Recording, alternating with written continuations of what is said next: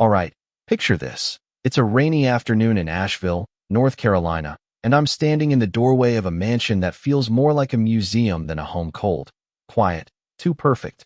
My name's Lena Carter, and I'm the new nanny, the latest in a long line of folks who've tried and failed to wrangle James Thornton's twin girls, Sophie and Ava. I'm not here because I'm some childcare guru.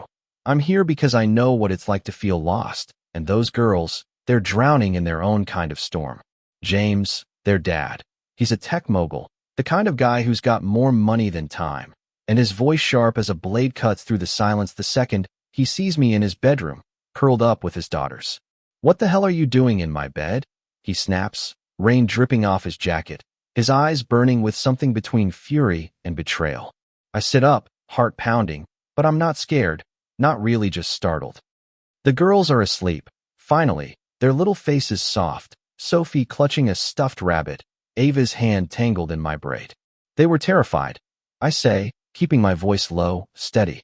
Nightmares again. I stayed so they'd feel safe. He doesn't hear me, or maybe he doesn't want to.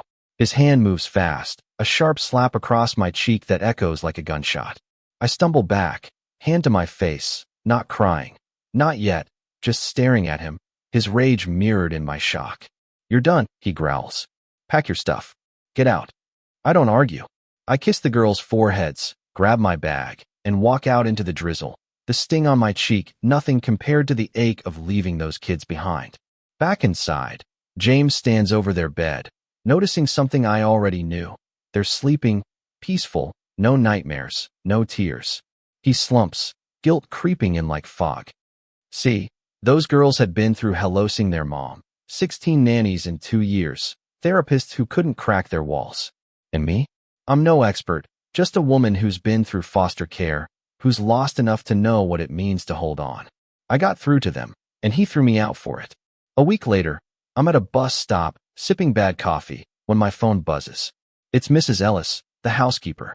"The girls won't eat, Lena. They keep asking for you." I'm back in Asheville by morning, not because James called, but because Sophie and Ava need me. When I walk in, they run to me, arms wide, and I kneel to catch them. James is there, looking like a man who's been punched by his own mistakes. "I was wrong," he says, no excuses, just raw. "I saw you with them, and I panicked. I'm sorry." I don't let him off easy. "You don't get to hit me and call it a mistake," I say, voice steady. "But I'm here for them, not you." He nods, and we make a deal. No cameras in the girls' rooms, family dinners every night, and we rewrite the house rules together with Sophie and Ava's input. They're 6, but they're not just kids, they're people who deserve a say. Things shift after that. The house starts to feel alive, messy, loud, real. Sophie draws me pictures of us under a big oak tree. Ava insists on disguised veggies in her pasta. James tries, awkwardly, to be present, telling bedtime stories that make the girls giggle at his terrible pirate accent. But trouble's never far. His in-laws, the Bradfords, show up with a lawyer, claiming he's unfit, pointing to the slap as proof. They want custody, want to take the girls to their sterile estate in Raleigh. At the hearing, I stand up, no notes, just truth. "I don't have a degree," I tell the judge, "but I know what it's like to feel invisible. Those girls were fading when I got here. Now they laugh, they sleep, they trust.